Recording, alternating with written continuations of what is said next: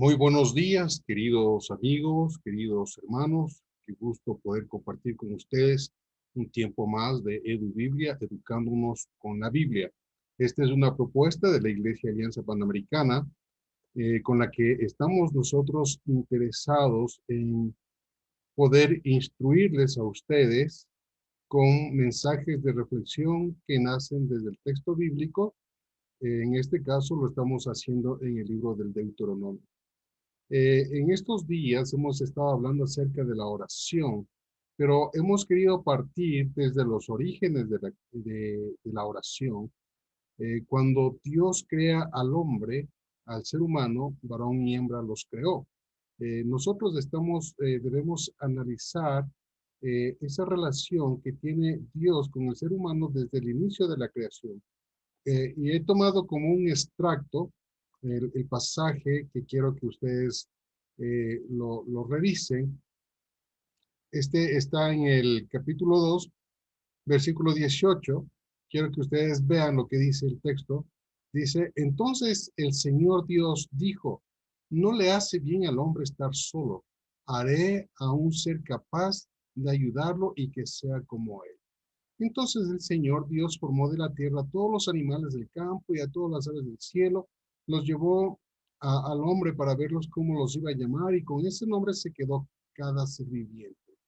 El hombre le dio nombre a todos los animales domésticos, a todas las aves del cielo y a todos los animales silvestres, pero ninguno de ellos resultó capaz de formar pareja con él para ayudarlo. Entonces el Señor Dios hizo que el hombre durmiera profundamente y mientras dormía le quitó una parte de su costado y le rellenó esa parte con carne. Después de esa parte de su costado, el Señor Dios hizo una mujer y se la llevó al hombre. El hombre dijo, al fin, esta es hueso de mis huesos y carne de mi carne. La llamaré mujer porque fue sacada del hombre. Por esta razón, el hombre deja a su papá y a su mamá y se une a su esposa y los dos se convierten en un solo ser. Tanto el hombre como la mujer estaban desnudos, pero ninguno de los dos se avergonzaba por eso. Oremos. Amado Padre Celestial, amado Señor Dios Todopoderoso, queremos alabarte y darte las gracias por este tiempo especial que nos das, un tiempo en el que podemos acudir en el nombre de Jesucristo para pedirte, Señor, tu instrucción, tu enseñanza y tu nobleza para captar lo que quieres entregarnos hoy. Bendice este día para todos nosotros, cuídanos de todo mal, de toda tentación. En el nombre de Cristo Jesús. Amén. Cuando yo traigo este texto como referencia, nosotros hemos estado hablando del orden que Dios estableció en estos inicios, cuando Dios crea al varón y a la mujer, cuando Dios crea eh, los animales, cuando Dios separa las aguas de la tierra, etcétera, etcétera. Cuando se da todo esto, quiero que usted note que hay un orden establecido, como lo hemos explicado el día de ayer.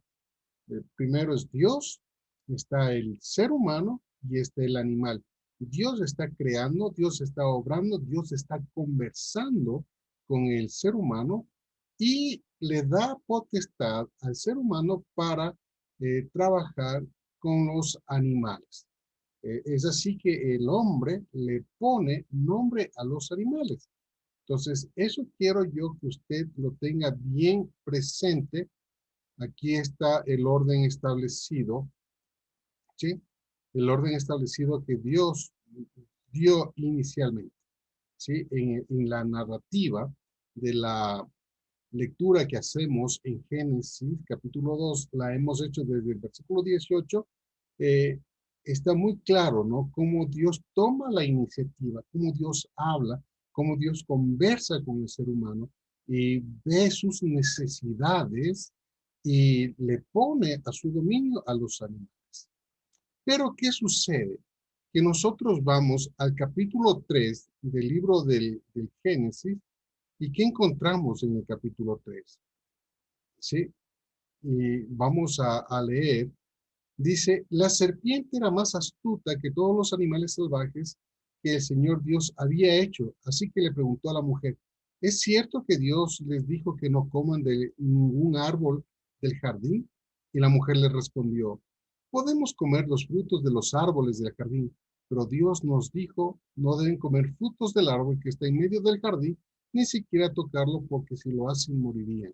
Entonces la serpiente le dijo a la mujer, con seguridad no morirán. Incluso Dios sabe que cuando ustedes coman de ese árbol, comprenderán todo mejor. Serán como dioses porque podrán diferenciar entre el bien y el mal. Cuando la mujer vio que el árbol era hermoso y los frutos que daba eran buenos para comer, y que además ese árbol era atractivo por la sabiduría que podía dar, tomó algunos frutos del árbol y se los comió. Su esposo se encontraba con ella le dio y él también comió. Como si se les abrieran los ojos, se dieron cuenta que estaban desnudos, entonces hicieron ropa cosiendo hojas de higuera. En medio de un ventarrón retumbaba la voz del Señor Dios que caminaba por el jardín. Entonces, al oírlo, el hombre y la mujer se escondieron del Señor Dios entre los árboles del jardín. El Señor Dios llamó al hombre y le dijo, ¿dónde estás? El hombre le respondió, escuché que andabas por el jardín y me asusté porque estaba desnudo. Entonces me escondí. Hasta ahí la lectura.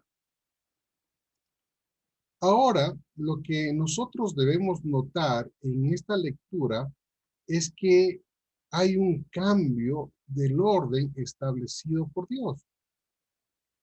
Y eso se debe a que nosotros, como cogobernantes de la creación de Dios, le dimos lugar a que el animal, en este caso la serpiente, nos hablara y se invierte el orden que Dios ha establecido.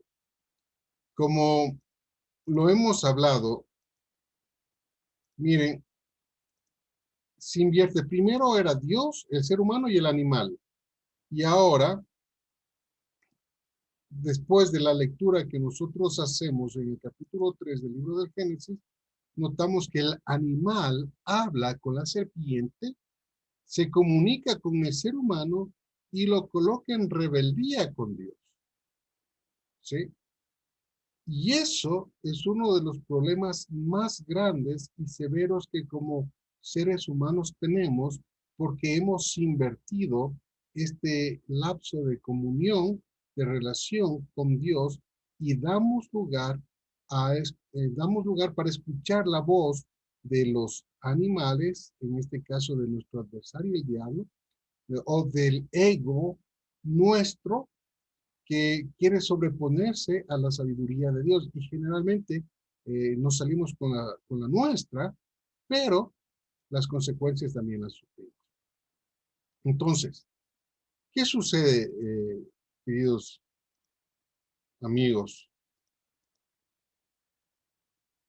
Eh, Ahora, esto que hemos hablado tiene tremendas implicaciones para la oración, porque el marco desde el cual oramos hace una gran diferencia.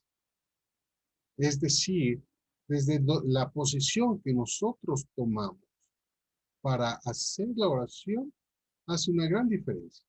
Y ustedes van a notar que mucha gente ora y tristemente descubre que su oración se pierde en el vacío o no logra los efectos positivos. El apóstol Santiago lo dice claramente, desean algo y no lo consiguen, matan y sienten envidia y no pueden obtener lo que quieren, riñen y se hacen la guerra. No tienen, no tienen porque no piden, y cuando piden no reciben porque piden con malas intenciones para satisfacer sus propias pasiones. Esto nos dice el apóstol Santiago en el capítulo 4, versículos 2 y 3. Entonces, mira que al haberse invertido ese orden, entonces le hemos dejado a Dios en un tercer plano. Ya no es la voz principal que va a guiar nuestro ser, sino que es el que queda al último de la cola. Qué triste es ver cómo hemos despreciado a Dios y lo hemos llevado al último. No escuchamos su voz, no escuchamos sus mandamientos. Preferimos escuchar la voz del amigo, la voz del compañero, la voz del experimentado, la voz del adversario, nuestro adversario el diablo, y no la voz de Dios. Yo estoy recordando el pasaje de Jeremías, cuando un remanente del pueblo le dice a Jeremías, Jeremías, ora a tu Dios y pregúntale qué tenemos que hacer nosotros. Y te juro que lo que el Señor diga, nosotros haremos. Sea bueno, sea malo, nosotros haremos. Dice la gente, ¿no? El remanente que quedó. Entonces Jeremías fue a orar con el Señor y el Señor le habló a Jeremías. Después de 10 días regresó y les dijo, miren, he conversado con el Señor y ya tengo la respuesta que ustedes le querían. Dios dice que no se vayan a ningún lado, que se queden aquí. Pero el pueblo, liderado por estos capitanes de la guardia, ya tenían hechos planes. Y dijeron, no, no, no, nosotros nos vamos para Egipto. Nosotros no nos quedamos aquí. Si nos quedamos aquí, el rey Nabucodonosor nos va a matar.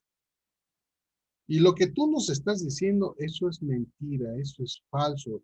Solo porque ese escriba tuyo que tienes de ese tal Baruch te puso en contra nuestra. Mire, tomo como referencia este pasaje bíblico, esta historia, porque a veces le decimos al Señor, Señor, haz tu voluntad.